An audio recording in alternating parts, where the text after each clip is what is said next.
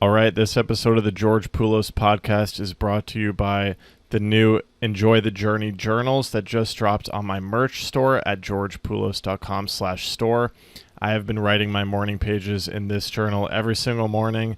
I just processed a huge spiral, lots of triggers in this thing. It's a great journal for working through your shit, and it's all part of the journey. georgepoulos.com/store. Thanks for the support. Let's get into the episode. All right, welcome back to the George Poulos podcast. In this episode, I'm primarily going to talk about my third acid trip. 2 days ago, I took LSD for the third time. So I've told this story already in another episode I did about acid.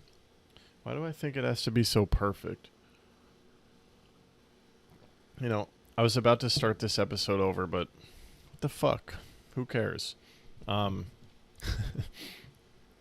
So this is the same acid that I got from a stranger at a bar while I was on a first date. I mentioned this story in a previous episode, but basically I was having a conversation about psychedelics on a first date at a bar, and a stranger overheard the conversation, whipped out 3 tabs of acid from his pocket.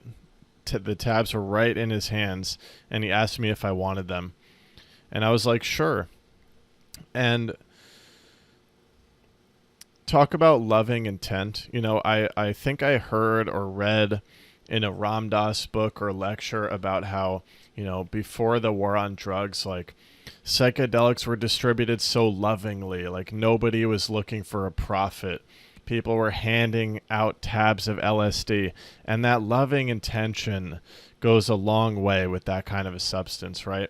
Everyone just wants to spread the love. People want other people to see the love that they've seen working with these substances.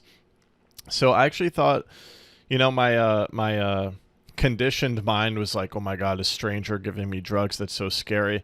But actually, now that I look back on it, and obviously now I have evidence that the LSD was phenomenal, I was like, wow, what a loving gesture that stranger did for me, by just giving me that acid for free, just because he overheard my curiosity and my willingness and readiness to try it. So I thought that was pretty cool. How I just think that's a cool story about how I got into acid for the first time, and I think it's a very loving vibration, you know, and I think it's very sweet. So yeah, he handed me 3 tabs of acid. Eventually I did it for the first time, just a little bit. Then I did it again with my partner, and then I just took the final tab the other day. It was actually on the 4th of July. And I just kind of wanted to talk about the trip, talk about what I learned, talk about the experience. So let's get into it. Hello, patrons. Hello, friends. Hello, lovers. Thank you for tuning into this podcast. This is a podcast about my spiritual journey. This is really where I go deep into it, right? So taboo subjects like psychedelics are totally on limits. This is my place to give myself permission to drop all the ego fears about wondering if I'm crazy. I'm trusting that nobody listening to this is judging me. And if you are judging me, either you're going to take a look at yourself and wonder why your ego is judging another person, or you're potentially just in the wrong place. This is a podcast of pure love, pure exploration, pure open-endedness, pure nothing. This podcast is absolutely nothing. How freeing that I have nothing to be afraid of, that I can just open and express. I guess my best way in is just going linearly. So I took the tab. This was kind of premeditated. I had been feeling kind of spirally. I had been feeling kind of deep in my ego. I sensed that I was losing touch with myself. Something was off. Like, I talked about the apartment search. Maybe you could feel it in that episode. I felt like I could feel it as I was editing that episode, that I was like just kind of off center, kind of sucked into the ego, kind of not doing as well as I usually am, right? And I started to feel like I need something to like snap me out of this. And that's kind of what drove me to take the psychedelic. And I will say that's not the best place from which to do a psychedelic. I mean, actually, it's all right. It's all right, right? Because a psychedelic is a tool. It's a reminder of the spiritual truth. As Maharaji said, taking yogi medicine is like visiting God. It's not as good as merging with God, but you pay a visit to God, which is good to do now and then. I'm someone who's on the path. I'm not completely enlightened. I still get caught up in my mind. So sometimes a psychedelic is a beautiful reminder of truth, right? So I was kind of feeling like I needed a reminder. I had that tab of acid sitting around for a long time, and it just felt right on this particular day. And this shirt laying on the floor, actually it's on my bed. Why did I just lie? It's on my bed. Just needed to get that out of my view. It was driving me crazy. Took the acid, right? It's funny, right? I feel like I'm so experienced with psychedelics now that before taking this acid, right, for the third time, my mind kind of knew how do I phrase this? I thought I knew what I was getting myself into. Like, I thought I knew how it was going to go, right? Almost like, you smoke enough weed, you kind of know what it's like to be high. I was like, okay, this is going to undo my spiral. I'm going to be clear. It's all going to make sense. And that's all true. But because of the fact that I was so off-center, my mind created all this stuff that was just completely wrong, right? And the LSD wiped it all away, right? And it showed me how stupid I've been, man. How absolutely stupid and silly I've been. Let me get back to the linear story. Oh my God, is this podcast bad? So I took the tab it was actually just after a one-on-one call, which I've still been viciously enjoying. So please keep booking those one-on-one calls. I'm probably going to raise the price from $25 to $30, which is like nothing, and I think I'm going to decrease the time from 40 minutes to 30 minutes, right? Because I like the casual nature of the spiritual one-on-one chat. It doesn't feel so serious. I don't feel like I'm in this role of being a helper. I feel like I've just been sinking into presence with people. That's kind of what I'm after. So I'm just tinkering with the format to see with what format will I be able to access truth with people the most efficiently. So go on, book your one-on-one chats. I love meeting you guys, sharing presence. Right, so I finished my call for the day. It was a beautiful one. Took the tab of acid. And then, so my partner actually put me onto this.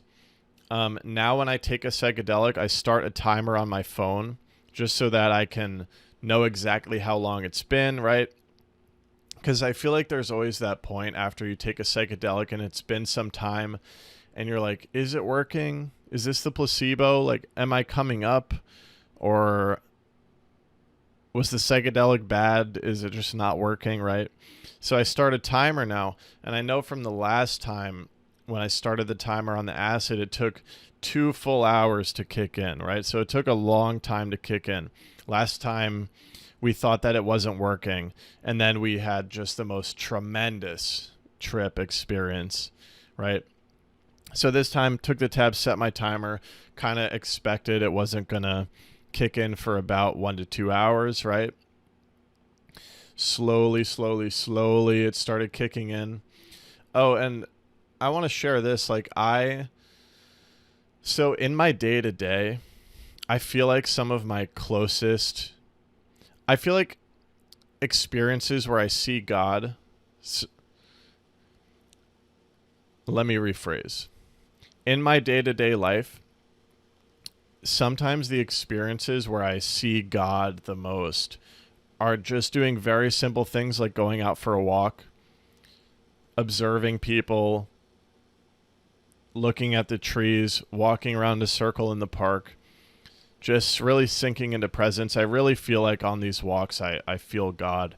So my intention going in, well, I had a couple intentions.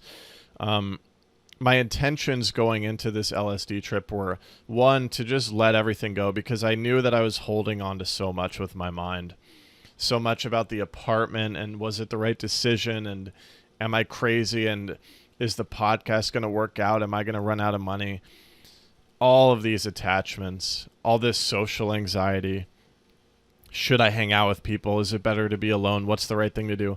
So many games I've been playing with myself, right? So one of my intentions was to just let everything go. Just for this experience, let everything go, surrender totally to the experience, right? And that's generally an important intention to set for any psychedelic journey, to just open yourself to what, like, you don't know. You don't know what it's going to show you. You don't know what it's going to be like, no matter how experienced you are, right? Because unless you're enlightened, the mind gets tangled up over time, and you lose sight of what it's like when that knot gets untangled. So you don't know what the psychedelic experience is going to be like. You don't know if it's going to bring up pure joy. You don't know if it's going to bring up darkness that you have to work through and that you have to face. You don't know. So it's highly recommended to fully surrender to the experience. And I am recording. That's good. Right, so that was intention number one. Intention number two was I just kind of wanted to have a casual day. It's actually one of the ways in which I love doing psychedelics is just in my day-to-day existence, right? Because I think it's cool. I feel like without the psychedelic, I do see God in my day-to-day.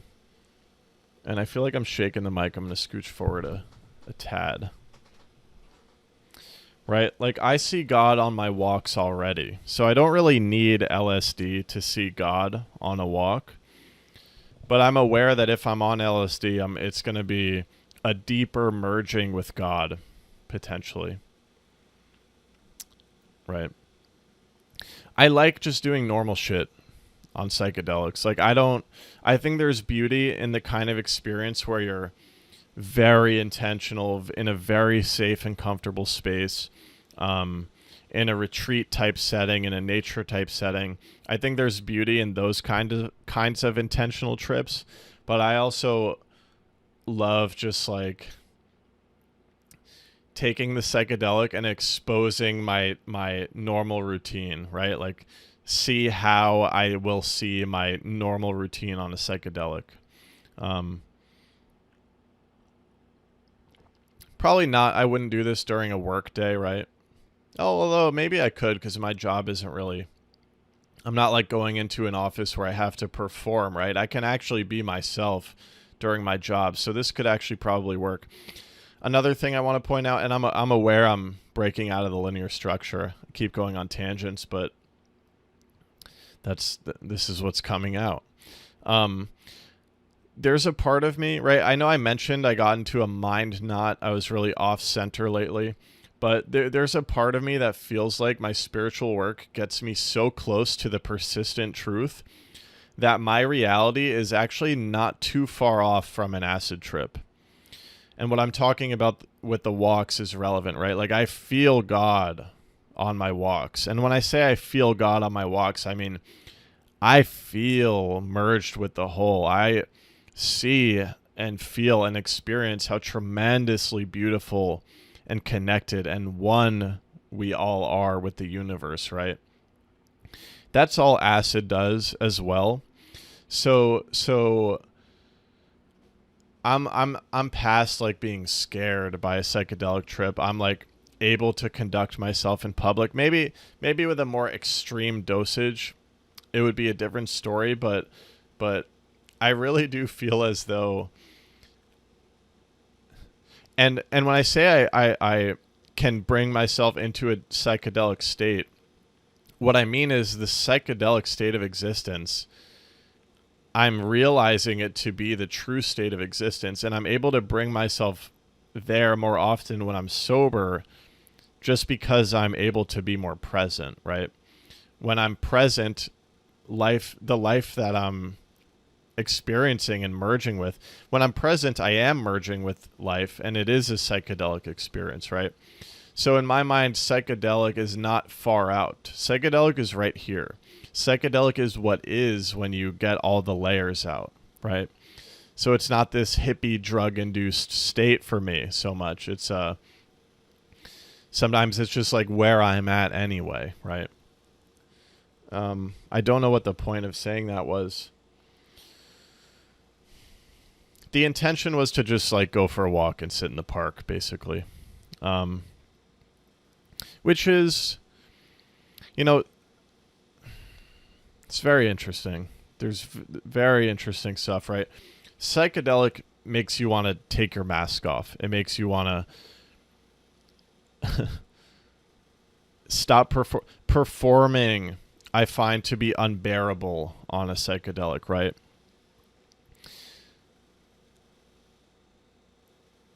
That's on the one hand. It's hard to perform, but I also, right, you can't go out into this society and fully demask, right? Because then you would be, or you can, yeah, there are certain things you have to follow so that you don't get arrested, right? Like, you probably don't want to walk around New York City barefoot, but like you can. You can, and is that still my ego? You definitely don't want to get naked out there. You're going to get arrested. You don't want to, like...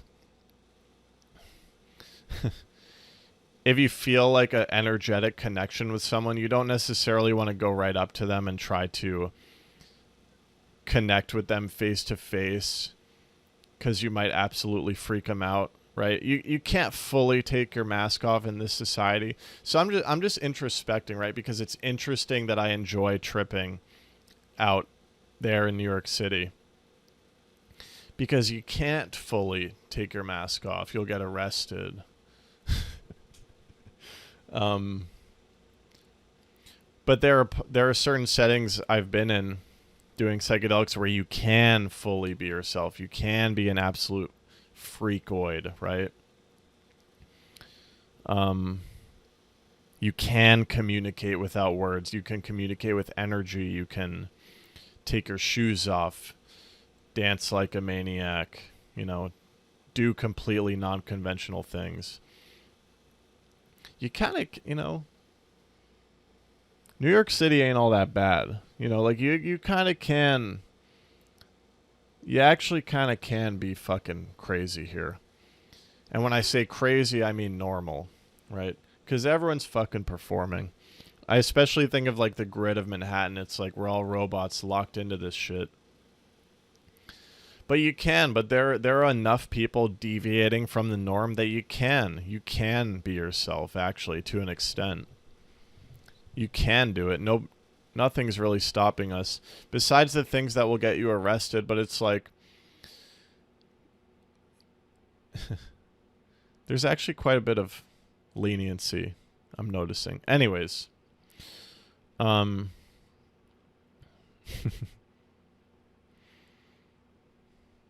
started coming up, right? Started just feeling a lightness in the body, slight visual sensations. I remember like the frames in my room began to glow and have this outline. Oh, come on, microphone. This poster behind me, the water started moving, right? Little motions and things. Started to see patterns, right? Geometric patterns. Right, so it started coming up, and then eventually it was just really ready to go on this walk. And man, you don't realize it. I don't realize it when I'm just walking to the grocery store sometimes, but like, man, the divine perfection of everything. Like, how is it that this is all happening? We're all moving on these sidewalks in this grid.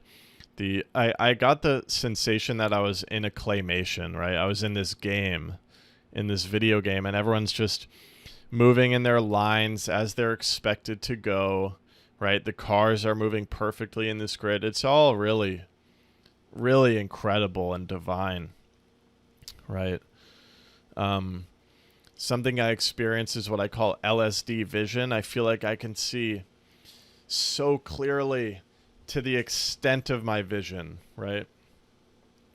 And this is something that I remember from my previous psychedelic experiences. And this is a really cool one, right? Whenever I look at somebody, I instantly perceive so much more about them than I usually do in my waking state of consciousness, right? In my state of consciousness where I'm closed and where I have walls up and when I'm playing my role and when I'm in my ego. When I'm on acid, I can see someone miles down the sidewalk and instantly get a glimpse into their universe, right? I was really having this sensation on this walk. And I love just going for a walk in my normal state, and I can have these experiences of God and oneness in my normal state, but on LSD it's just tremendously enhanced.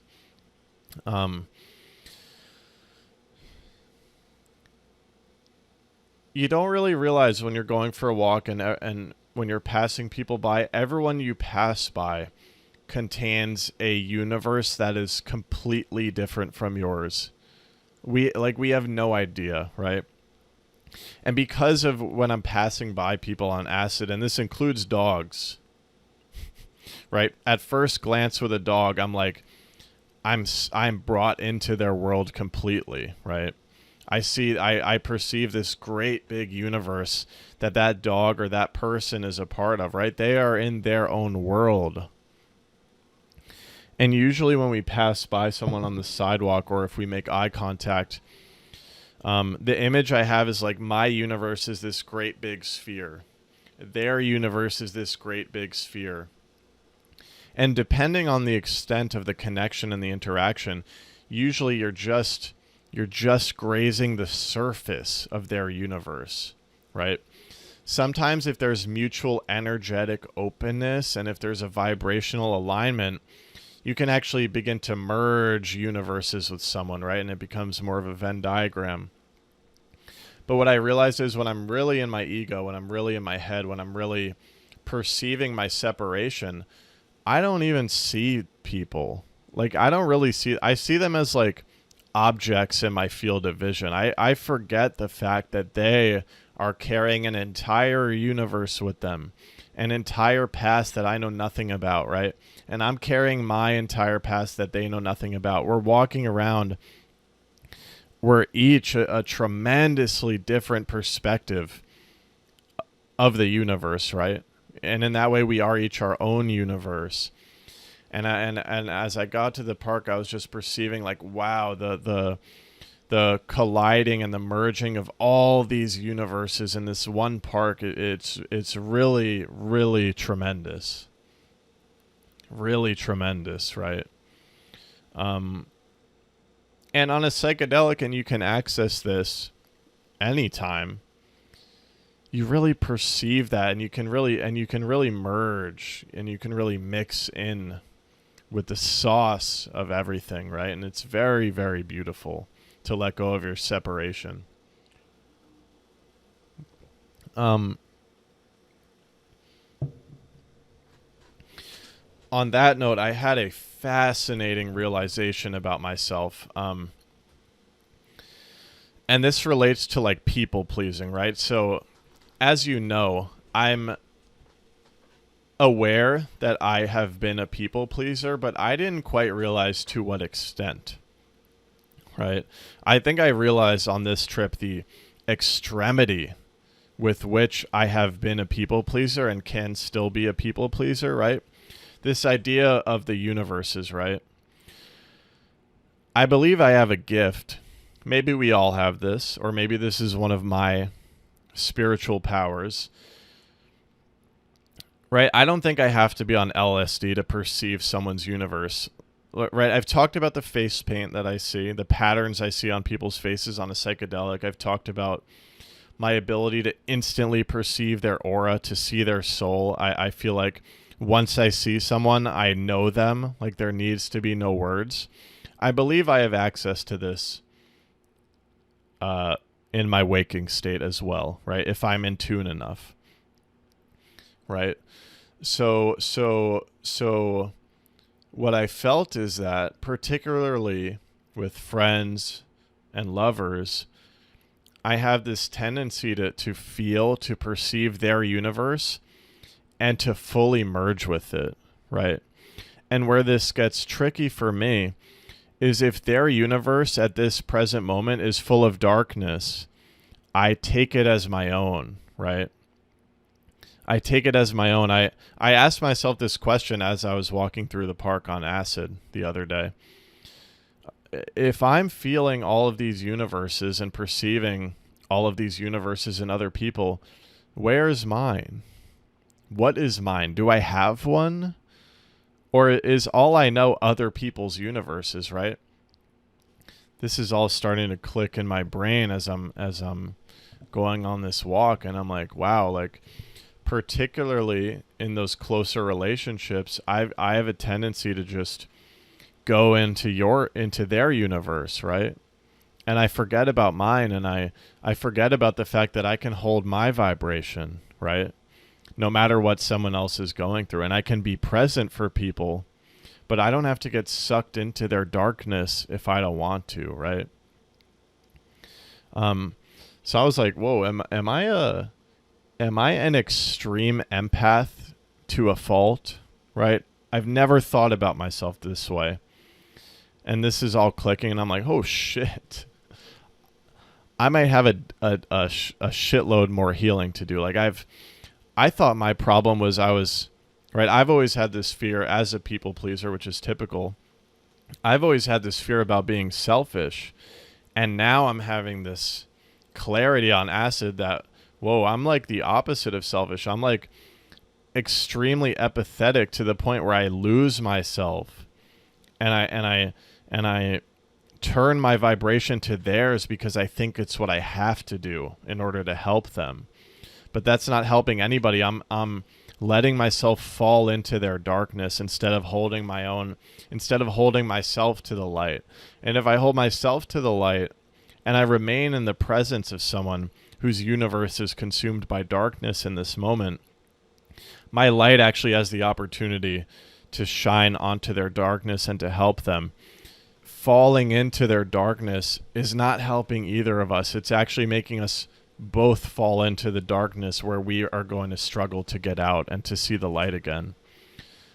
So profound realization about my healing journey, my people pleasing, really just incredibly profound.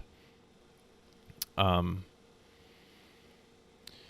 this is cascading into my relationship with my partner. We're having very interesting conversations, realizations about our dynamic. It's just tremendous, right? Much of my acid trip was spent just sitting on a bench and observing this beautiful universe, right?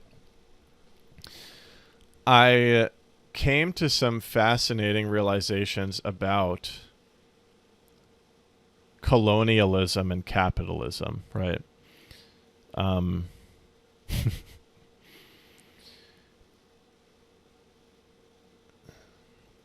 So I live in a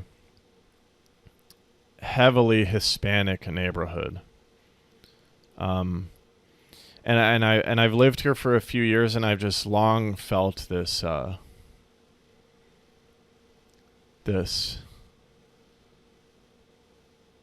love for this community, and this feeling that they know something that I do not, right? And it's as simple as, like, a lot of people here are just hanging out, they seem so happy. They're not trying to get anywhere, right? They're sitting on the stoops, they're hanging out. There's a lot of connection, right? And then I see the people kind of in my community, and we struggle to look at each other when we pass each other on the sidewalk, and we don't say hello to each other, and we are so confined into our boxes, and we're all stressed the fuck out, and we're all anxious as fuck, and we're all worried about money, and we're all worried about our careers, and we all seem to be thinking about where we're trying to get, right? So on this park bench, I was observing this one particular family, this Hispanic family, and right, like I said, I'm at first glance, I'm getting an instant knowing, and I'm looking at this family, and they're casually just like playing on the basketball courts. It's a mother, a son, and a daughter. And there's just this beautiful, peaceful energy radiating from this whole family. And I'm like, wow. They are happy. They're really happy. They're so happy. And they're so present on the basketball court. They're just playing. They're just there. Right? And I don't know what their whole lives are like, right? Maybe there's stress in their lives, right? At this point, we know the truth exists in the present moment, right? So I'm perceiving this present moment, right?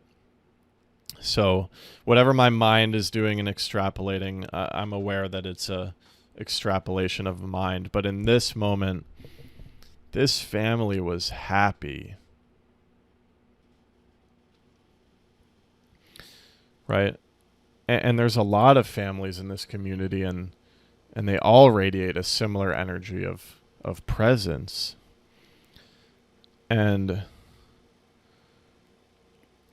as I was observing this family, I felt like I loved them, and I felt like they loved me. And I felt as if if I approached them, that they would have accepted me as their own, and they would have embraced me.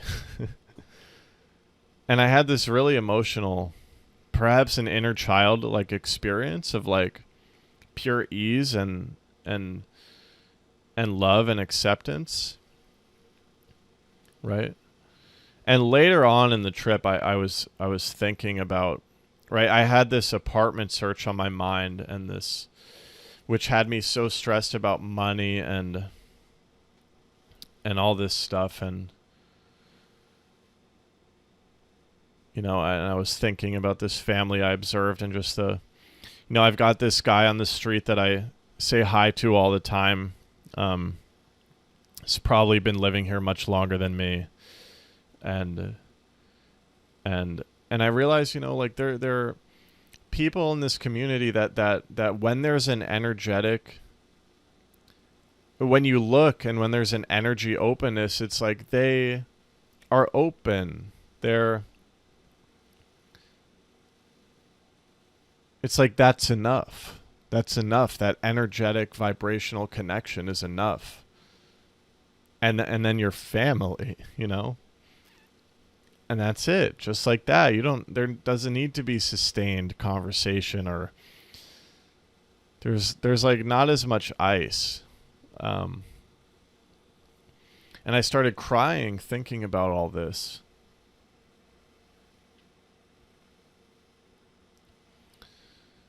Okay, and let me tie in something else that I experienced at the park, right? Right. I've been on a spiritual journey for a long time, studying, thinking about spirituality, all this stuff. What became very, very clear to me on the acid is that everything we're looking for every single fucking time is right under our nose, right? It's right here. It's right fucking here in the present. It's right fucking here, right? Everything we're looking for is right under our nose every time. We think it's somewhere else. It's right under our nose. Okay. So that came in very clearly in the park, right? And that was since I've been so spirally thinking about the apartment, thinking about the future, stressing out about money and career and all this, I've been somewhere else. I got trapped into the feeling that it's out there, right? That what I'm looking for is out there in the future. When all these things come together, when I move in, then I'm going to be at peace. I was fully in the trap for a while there, right? And this LSD was the LSD trip was a very refreshing experience of finally seeing the game that my mind has been playing. You know, it's a shame I got so sucked into it again, but that's the journey, you know, and finally having an experience where I see how absurd it all is, right? I let out the big belly laugh of the Buddha when I realized how ridiculous it is to think that we're going to find it out there in the future. It's right fucking here, right? We're not going to find it in the future. It's right here. Right here. Right here.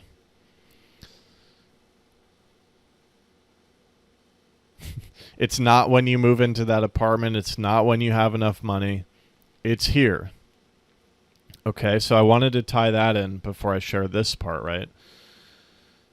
Right, because then I got thinking about, you know, colonialism, capitalism, the capitalist mindset, white people, right? And I'm not trying to group anybody, right? Let me just flesh out this idea.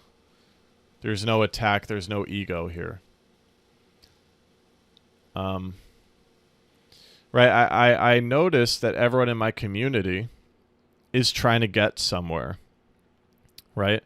Everyone wants more money, the next apartment. You know, really because of the apartment journey I've been on, I've been thinking about how the people in my community are like bouncing from apartment to apartment year after year after year.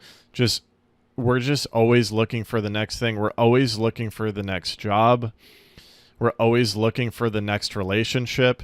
We're embodying the mind trap. We are embodying the mind trap of just constantly looking for the next thing because we think that thing is going to give us what we're looking for, right? And again, what we're looking for is right under our nose. So we're on a hamster wheel, apartment to apartment, job to job, relationship to relationship, always looking somewhere else for the feeling. And the connection I made was, this is a disease of the mind. This is literally a disease of the mind, an extremely insidious disease of the mind, that it is very possible this disease of the mind spreads from human to human, right? It's the capitalist mindset, the colonial mindset of we need more and we need to consume and we need to possess and we need to own, right? It's like cancer. You need more and more and more and more, and you run faster and faster and faster on the hamster wheel. And when you put this into the collective view, we're all doing this. Nobody's happy with where they're at. We're all trying to get somewhere else. That's how we consume all the resources that the earth has to offer. That's how we destroy the planet. That's how we end up in competition with one another. That's how we end up in this gigantic fucking mess, right? This is the mind disease. It's the mind disease of worshiping the ego. And I saw myself for the past couple of weeks fully in it, fully in the grips of this disease, right? It's a disease. It's an illness. And it's infectious, and it spreads. We teach our kids this disease. We teach them to worship the ego. We teach them that there's something out there. God damn. God damn. It to me right now in this moment, it feels like that's the whole thing. When you cure this mind disease from within, and it's not easy to do. It's very enticing. It's very and it's very enticing when everyone around you is acting like that's normal, right? When you start to feel the truth, it's like you immediately get gaslit by the fact that everyone around you is looking for the next thing. You're like, oh shit, maybe I should too, right? And I keep, with all the meditation I've done, with all the psychedelics I've done, I keep falling into it again and again and again, right? And whenever you're stressed and anxious about anything, it's a sign that you have succumbed to this disease, right? So I said out loud to my partner, I had this grand realization that I was like, oh, white people are the problem, right? And I don't say that to right, to attack anyone. I don't say that to alienate a group of people. I more say that because that phrase, white people are the problem, encapsulates this idea that this colonial mindset, you think about how America started, this push to get more and to possess land, right? Instead of being a part of the land, to possess it and grab and take all of it, right? That has continued to spread like an infectious disease, and we're destroying the planet and each other because of it, right? And so when I say that, it's not like, oh, that, right, and I'm white.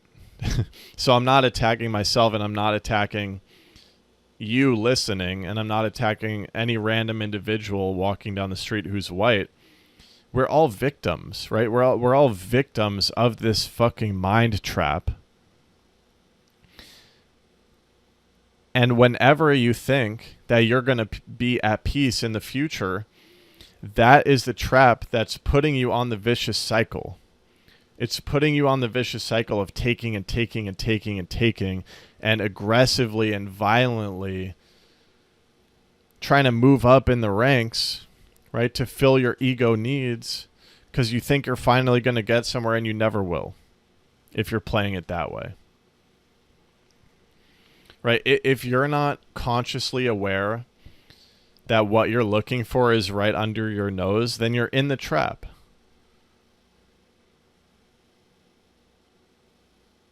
How fucking fascinating. Right? There's... this one might be hard to explain, but if we're on the same wavelength, you might understand what I'm trying to say. Every time I have a psychedelic experience, I'm like, wow, that was incredibly profound, because it was literally nothing. Literally nothing happened, right? If I think about what I did while I was on that acid trip, I laid in my bed, I ate some apples, I ate some tacos, I went for a walk in the park, I sat on a park bench, I came back home, right? Literally nothing happened. And that's why it's so profound. It's profound because nothing happened, but I finally saw how significant that is. When there's nothing, when you're just there, when you're not trying to get somewhere else. Nothing happens when you do a psychedelic. That's why it's so profound. Because you finally see how incredible it is when nothing happens. Because we're so addicted to the hamster wheel of getting more and more and more, and thinking that we need to do the most in order to finally get there in the future. We're so addicted to that trap. A psychedelic comes in and shows you, hey, just look. Just look. Just look. Right? Relating to the whole capitalism thing. Another thought I had was, wow, we have come so far out from the truth. We've gone so far from literally nothing, where everything is perfect, that we literally have to eat chemicals. We have to eat mushrooms in order to be reminded of truth, in order to be reminded of nothing. Right? We've deviated so far that this is what we have to do. We have to eat chemicals. We've really gone far out from how simple it could all be, right? And I'm like, why? Why did this happen to humanity? Why? Who? What force? Why? Why was this disease introduced to humanity? And then I guess if you take a big scale look at it, we're either going towards complete self-destruction, or we're in the process of evolving to a higher consciousness, right? That's the Eckhart Tolle perspective, is that we're because of the suffering that we've induced through this worshiping of the ego, that suffering is the catalyst for awakening, right? And eventually we will collectively awaken and return to nothing. Right? So I think Eckhart Tolle would say the suffering is the catalyst for the awakening. And this is true in my case, right? Because what drove me to the spiritual journey was I was fucking anxious as fuck, right? So for me, suffering did drive me to awakening. And, right, if you consider that on the collective scale, you know, the collective suffering, if it follows this pattern, will induce enough people to wake up, and then our collective consciousness will rise. But speaking of the here and now, what the fuck, man? Jesus Christ.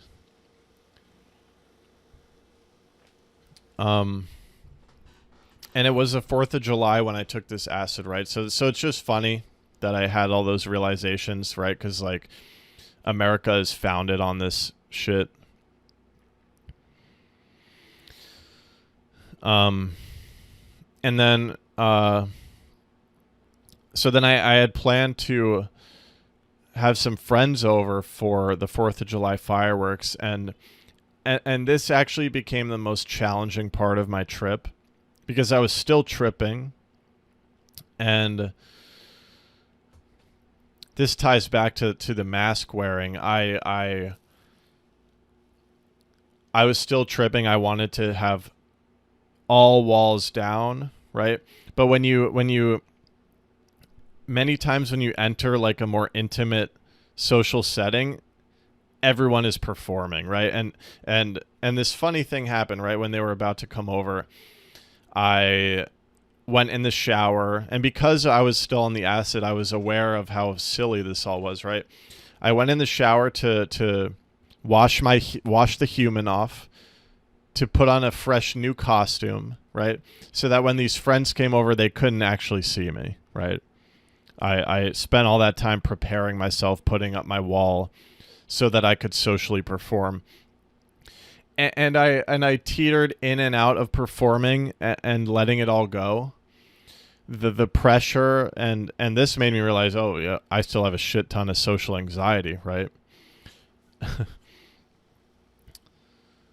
the pressure to perform socially, to put up kind of a front of who I was, and to act normal. That's a big one. Just this pressure I felt to act normal, to not be like I was this crazy guy tripping on LSD. That pressure was so strong that I would perform, but since I was on the LSD, the pain of that was emphasized. So this became very challenging for me as I battled with my ego, going in and out of performing and being raw, and performing and being raw. And I did have some very beautiful moments, and I'm left with a lot of spiritual food to chew on after that experience, right? Thinking about socializing and mask wearing and performing and all these incredible things to chew on. But that was a very challenging part of the trip. And the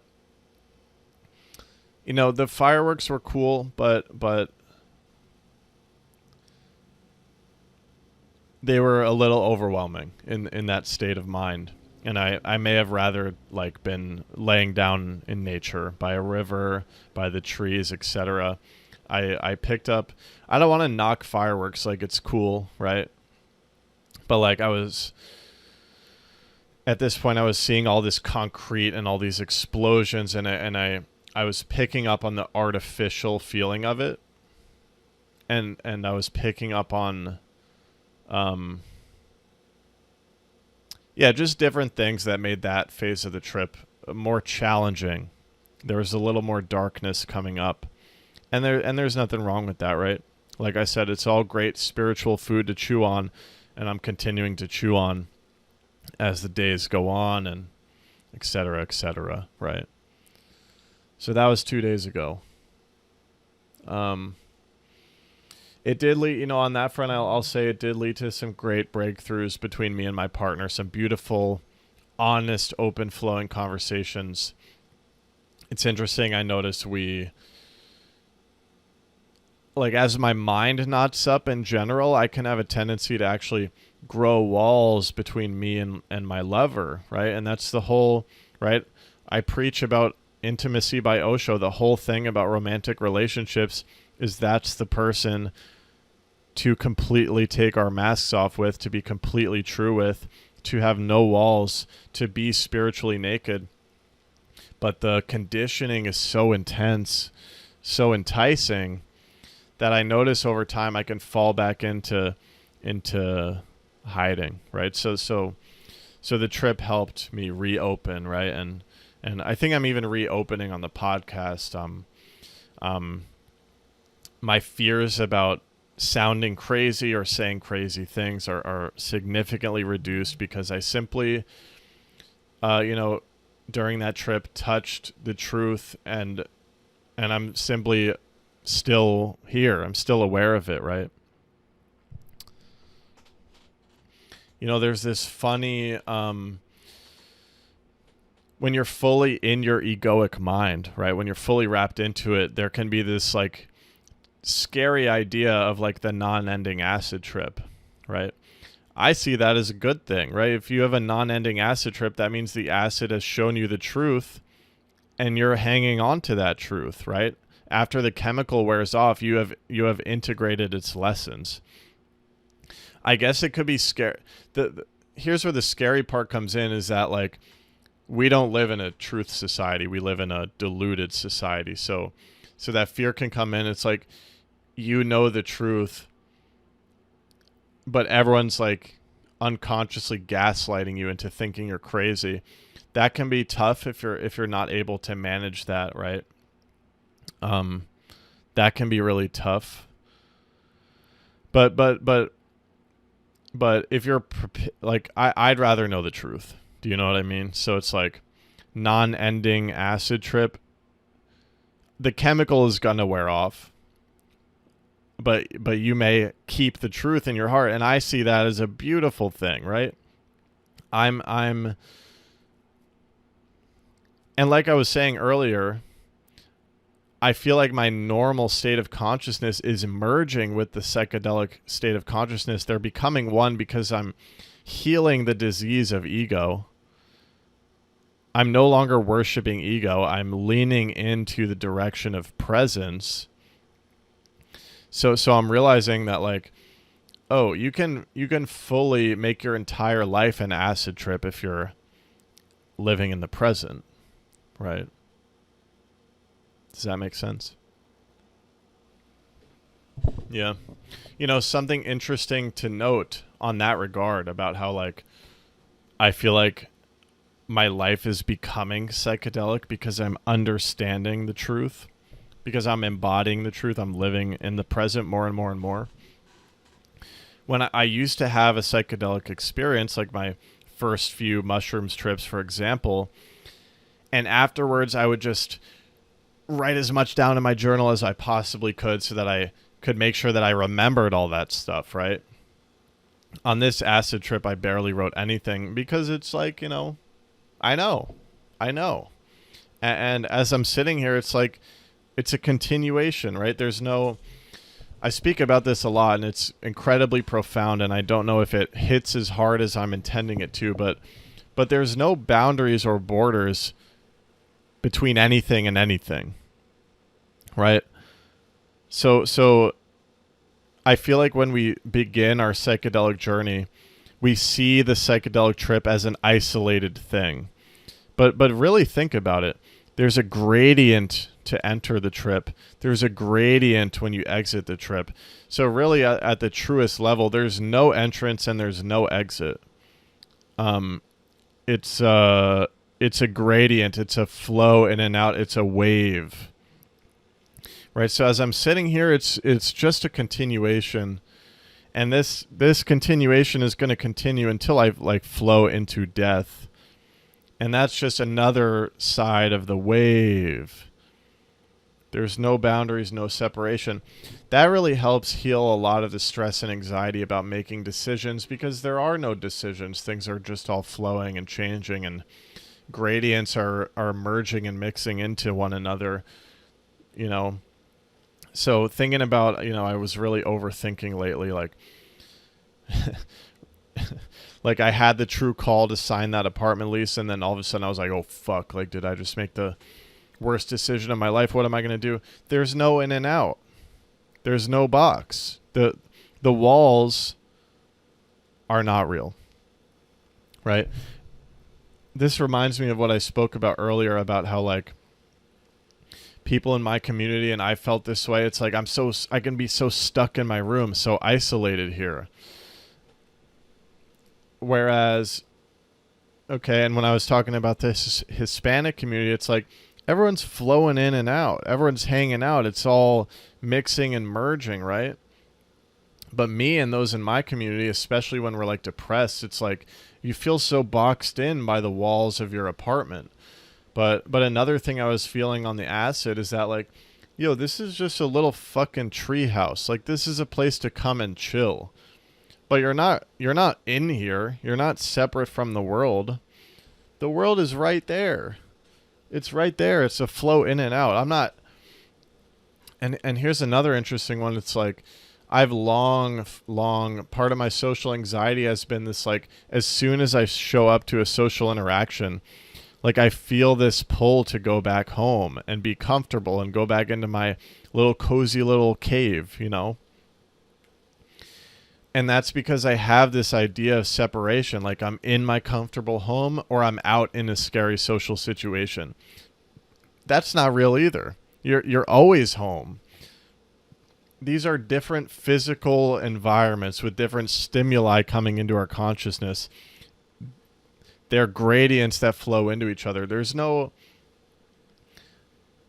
You're always home. You're always home. So there's no rush to go home.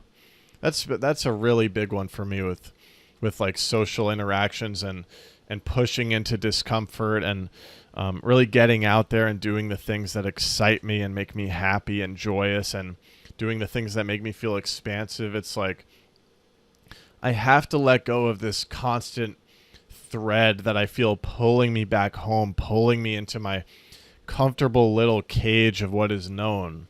It's very enticing, right? Because it's so comfortable, but then you're not fully there, right? You're not fully there experiencing what's in front of you. In the back of your mind, you're like being tugged back home. No. Surrender. You're always home. You're always home.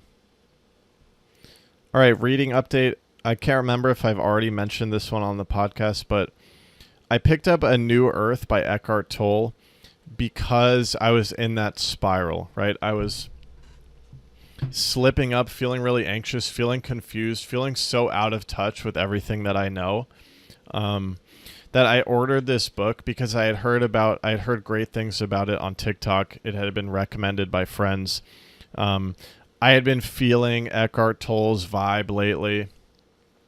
So I ordered A New Earth as kind of like a cry for help, essentially. I was like, oh shit, like I need something to remind me. Please, please.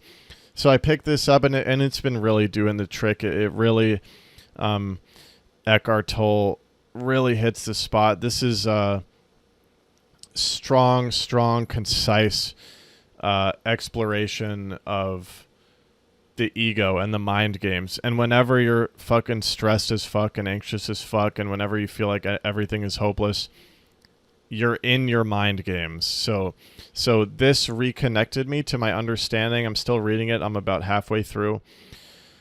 It really helped bring me back. It really helped bring me back, you know. So reading has still continues to be a tremendously helpful tool on my spiritual journey, and I'm very grateful for Eckhart Tolle. You know, his language really packs a punch, very direct, very clear, very easy to understand. It helps you untangle your ego, and when you untangle and when you understand your ego, it vanishes into thin air, right? And remember, this is something that happens here now.